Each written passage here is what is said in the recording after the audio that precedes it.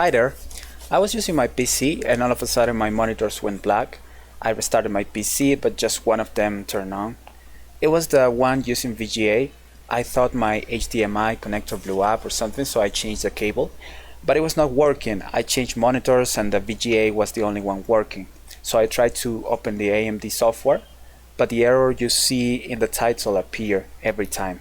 I went to the online address it says, and I ran the software compatibility tool that it said on the web page. But the only answer I got was to check the drivers, and when I went to the device manager program, I found that my AMD graphic icon had a little gray arrow. I double clicked that and my PC automatically restarted. To my relief, my two monitors were working again. If you had a similar issue, I hope this video helped. If not, I hope you find a solution soon. Peace, have a good one, see you.